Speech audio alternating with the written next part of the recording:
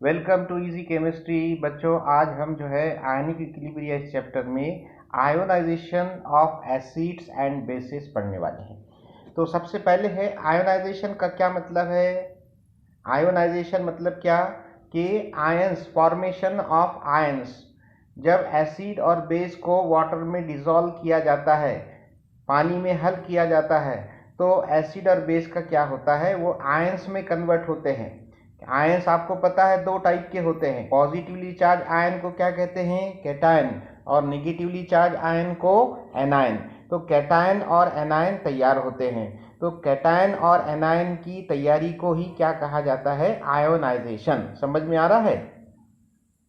तो चलिए यहाँ पर क्या लिखा है आपके बुक में देखते हैं। पैराग्राफ नंबर 3.4 चैप्टर नंबर 3 आयनिक इक्विलिब्रिया। ध्यान से आप देखिए क्या लिखा हुआ है इस पैराग्राफ में।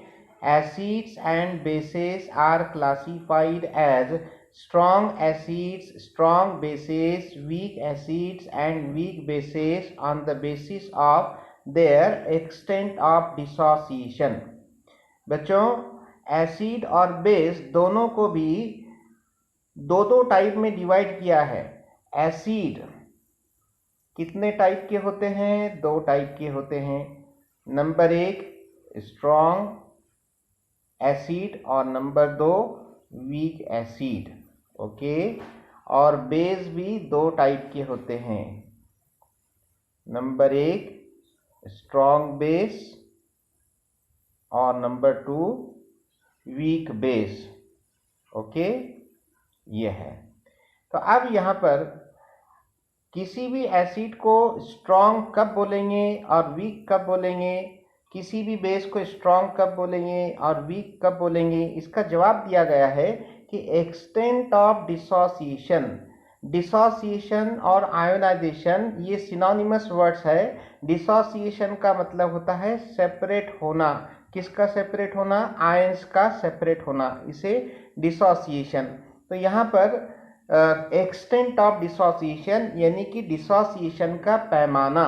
डिसोसिएशन या हम इसको आयोनाइजेशन भी बोल सकते हैं कि डिसोसिएशन या आयोनाइजेशन ज़्यादा पैमाने पर हो रहा है या कम पैमाने पर हो रहा है। इस बुनियाद पर एसिड और बेस को जो है दो टाइप में डिवाइड किया है। Strong acid, weak acid. Base के भी दो टाइप है, स्ट्रॉन्ग बेस और वीक बेस।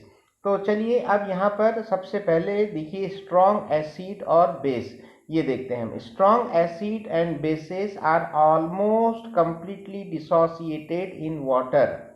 यही तो डेफिनेशन है बच्चों स्ट्रॉन्ग एसिड की भी और स्ट्रॉन्ग बेस की भी।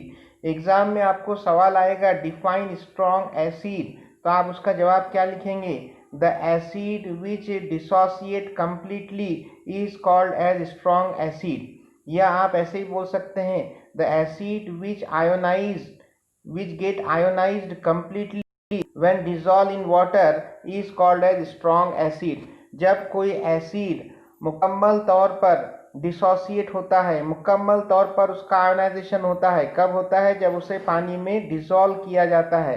तो ऐसे एसिड को क्या कहते हैं, स्ट्रॉन्ग एसिड। फिर से सुनिए स्ट्रॉन्ग एसिड की डेफिनेशन।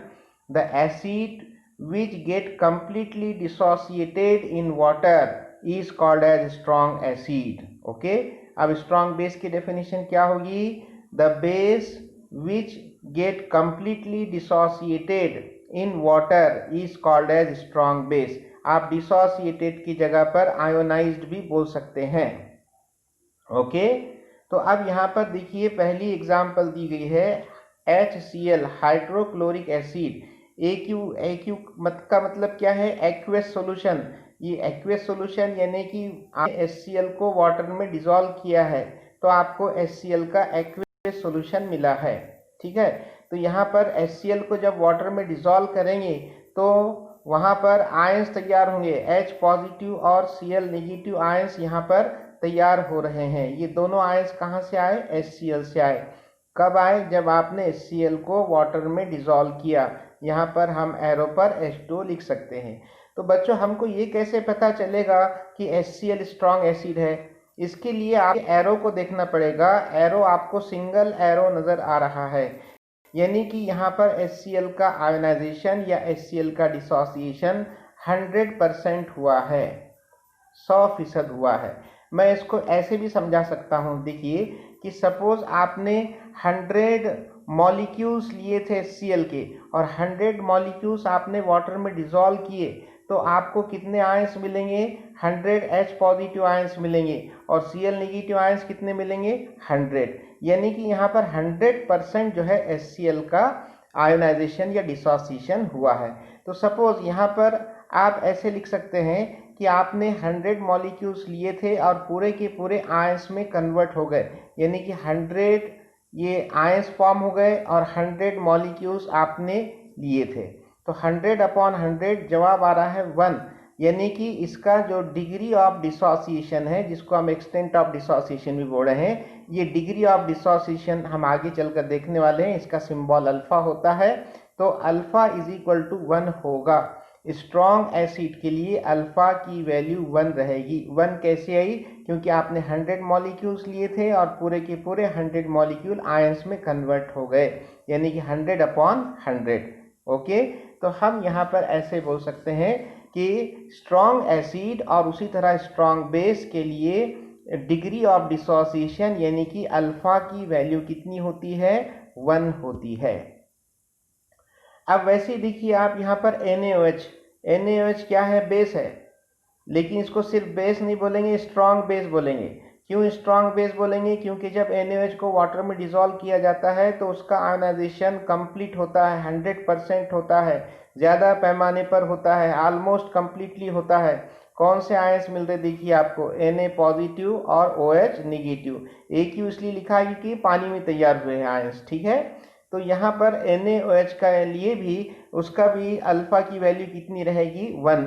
तो हम इसको भी ऐसे बोल सकते हैं कि आपने 100 मॉलिक्यूल्स वाटर में डिसॉल्व किए, किसके मॉलिक्यूल? NaOH के, और पूरे 100 के 100 मॉलिक्यूल्स काय में कन्वर्ट हो गए? आयंस में कन्वर्ट हो गए।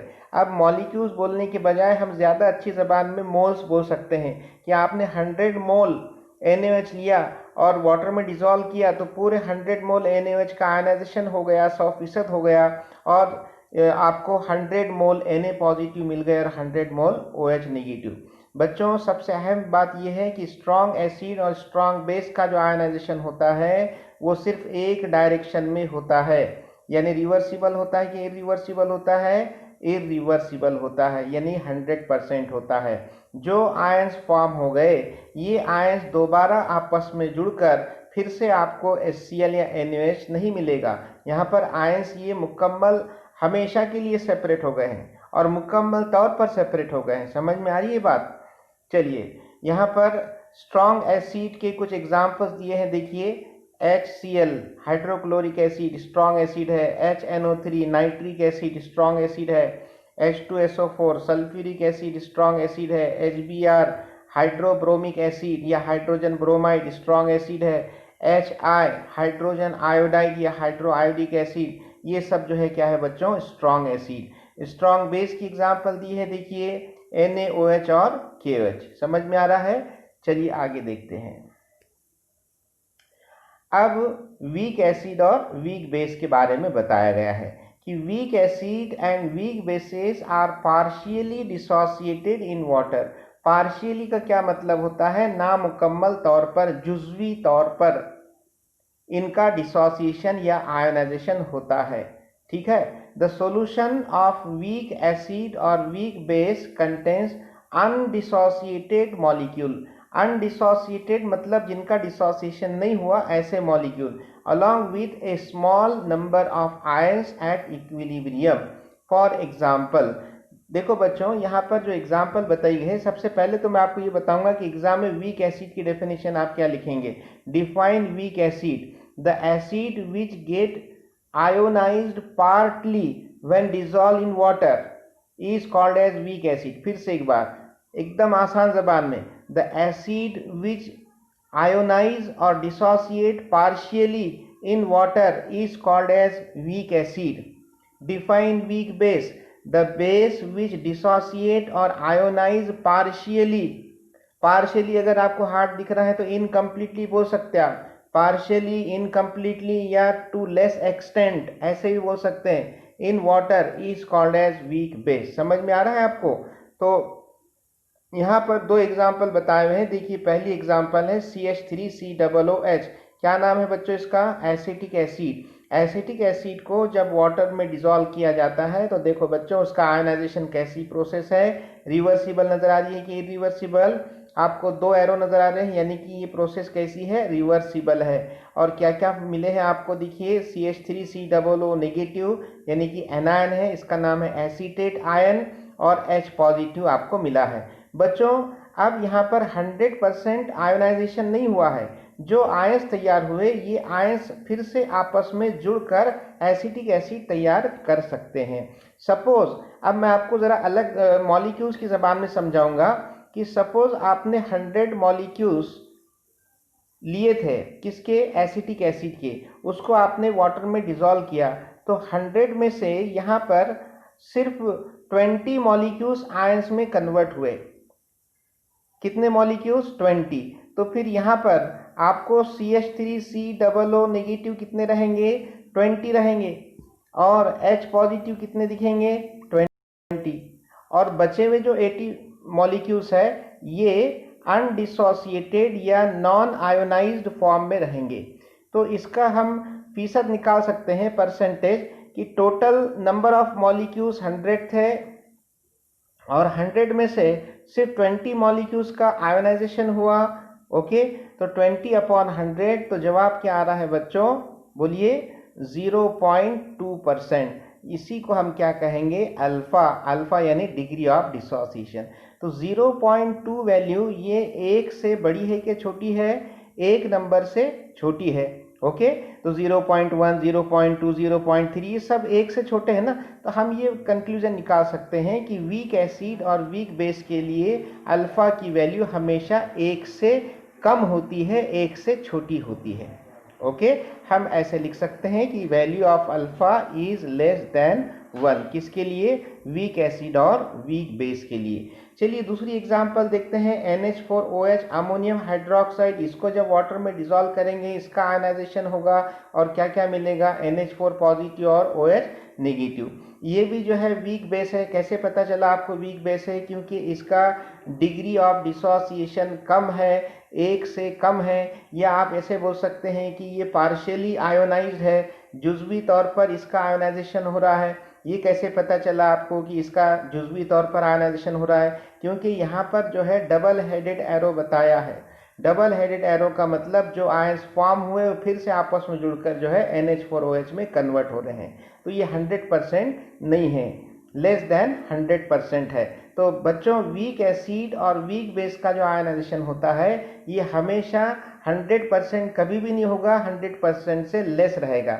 अब वो 90% भी हो सकता है, 80% भी हो सकता है, 70 भी हो सकता है, 60 भी हो सकता है और 50 भी हो सकता है। ठीक है, लेकिन लेस देन 100% रहेगा। और वीक एसिड और वीक बेस के लिए अल्फा की वैल्यू भी 1 से कम रहेगी। अब 1 से कम वो कुछ भी हो सकती है, 0.2, 0.9, 0.7 कुछ भी हो सकता है। चलिए नीचे क्या लिखा है देखिए। नोट दैट HCOOH क्या नाम? फॉर्मिक एसिड, ये ऑर्गेनिक एसिड है बच्चों, carboxylic acid. HF hydrogen fluoride या hydrofluoric acid. H2S hydrogen sulphide are examples of weak acid. ये वीक एसिड के एग्जाम्पल्स हैं। उसके बाद वीक बेस के एग्जाम्पल देखिए क्या दिए हैं। FeOH thrice ferric hydroxide, CuOH twice copper hydroxide, या इसको आप क्यूपरस हाइड्रोक्साइड भी बोल सकते हैं। ये सब जो है तो वीक बेस है। तो आज के लेक्चर में आपने बहुत ही इंपॉर्टेंट चीज पढ़ी है। क्या पढ़ी है? कि स्ट्रॉन्ग एसिड और स्ट्रॉन्ग बेस का जो आयोनाइजेशन होता है ये 100% होता है। और स्ट्रॉन्ग एसिड और स्ट्रॉन्ग बेस के लिए अल्फा की जो वैल्यू होती है, अल्फा यानी क्या? डिग्री ऑफ डिसोसिएशन, इसकी वैल्यू कितनी होती है? =1 होती है। और जितने भी वीक एसिड और वीक बेस है उनका आयोनाइजेशन लेस देन 100% होता है, यानी कि इनकम्प्लीटली होता है, पार्शियली होता है। और उनके लिए अल्फा की वैल्यू जो है 1 से कम होती है, लेस देन 1 होती है। ओके, और क्या सीखा आपने? कि स्ट्रॉन्ग एसिड और स्ट्रॉन्ग बेस का जो आयोनाइजेशन होता है ये कैसा होता है? रिवर्सिबल होता है कि इरिवर्सिबल होता है? हाँ, इरिवर्सिबल होता है, सही है। और वीक एसिड और वीक बेस का आयनाइजेशन कैसा होता है, रिवर्सिबल होता है। तो जो इरिवर्सिबल होता है तो वो मुकम्मल होता है, कंप्लीटली होता है, और जो रिवर्सिबल होता है वो कैसा होता है, इनकम्प्लीटली होता है, पार्शियली होता है। ठीक है, तो मैं उम्मीद करूंगा कि आपको आज का लेक्चर समझ में आया होगा। अगर लेक्चर समझ में आया, आपको पसंद आया, तो आप कमेंट कीजिए, इस वीडियो को ज़्यादा से ज़्यादा शेयर कीजिए, लाइक कीजिए और इस चैनल को सब्सक्राइब कीजिए। तो मिलते हैं एक नए वीडियो के साथ, तब तक के लिए गुड बाय।